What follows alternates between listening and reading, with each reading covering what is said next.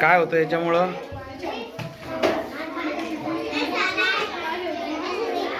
हे बघा, पाणी बॉटलमध्ये भरलेलं आहे आता.